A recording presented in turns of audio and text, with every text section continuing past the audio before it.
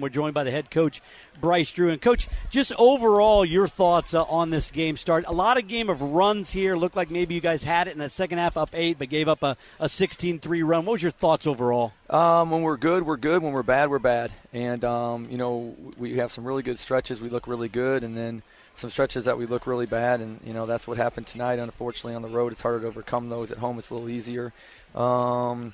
They're kind of three stats that tell the tale. Rebounds, 31-44, out-rebounded by 13. That's toughness. 17 for 26 free throws, 65%. It's a lot of focus. And then 19 turnovers. Carelessness, gave 25 points in transition. Off turnovers. We didn't sprint back. And so those three stats pretty much told the game. And, again, you just can't play good for 4 minutes and then, not good for the next 4.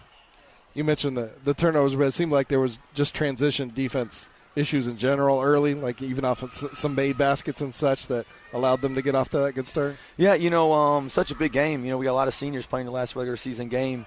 Urgency is something that you have to have, aggressiveness, attack mode. But overall, you have to have focus and you have to have togetherness.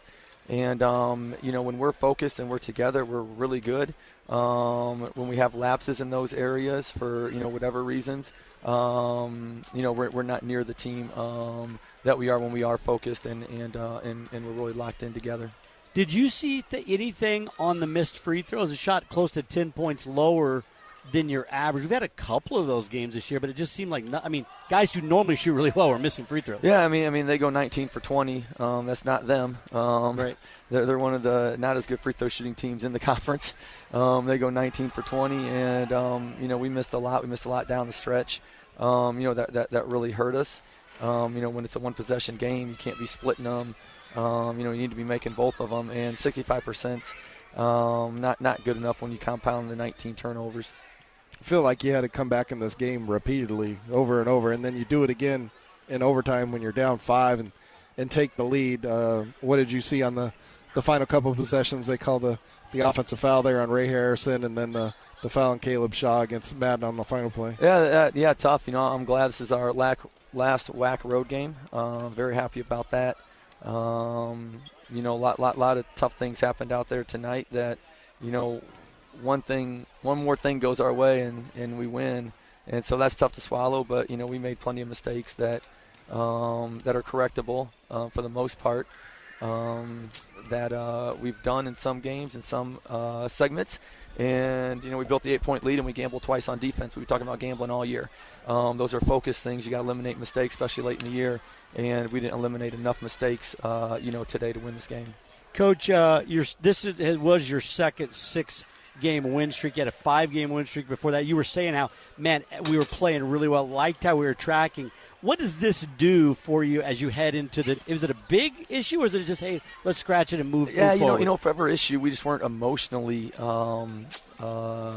here tonight. I don't know if we were tired from going all the way to Seattle last week and flying home and then flying down here and the game, but we just never had that emotional, it's like we had a burst and we got tired, and we had a burst and we got tired, and the emotion just wasn't there like we had in Seattle, last week for whatever reason. And, that's something, that hopefully won't be an issue next week, because next week you have a bad game, you're done. And hopefully there's some learnable moments here that can help us going into next week. To be able to eliminate some mistakes and be able to focus a little bit better. We talk a lot about a lot of different things, but not a lot about Tyron Graf-Foster missing during this time. You guys had been undefeated without him this season, and you talk often about his ability to finish games. And is this one of those moments where you kind of would like to see number 7 out there to close some things out? Yeah, no question. The 2 games, he basically won the 2 games for us before he got hurt in the last 5 minutes, just took him over. And so, this team has done well without him. Guys have stepped up. They've made plays. They've won several games in a row, which was a great accomplishment by them.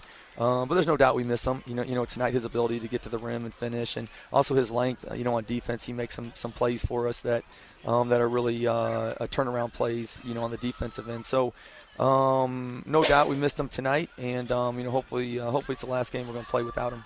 Yeah, Coach, in that vein, I know he's day-to-day. Any updates on that status or still day-to-day? Yeah, doing better. We didn't fly him here so we could stay home and keep rehabbing. So, we're encouraged with his progress. We'll have to see, the next 48 hours how he does. But, we're really hopeful as things look right now. How will you handle the upcoming days? You're flying home to Phoenix tonight. Got a late Wednesday game. Yeah, I know a lot of flying. We've gone to Seattle, to Houston, to Texas, Phoenix, back to Phoenix, and then going to Vegas. So about 9 days. That's a lot of travel. So we're gonna try to be rested. It's a game Wednesday. We need to be fresh. We need to be emotionally fresh, as well as physically fresh. So we'll try to get them in those two areas that hopefully they can come rejuvenated, really ready for Wednesday's game. Hey, Coach, thanks for your time. We'll see you up in Vegas on Wednesday. Thank you. Thanks to those fans.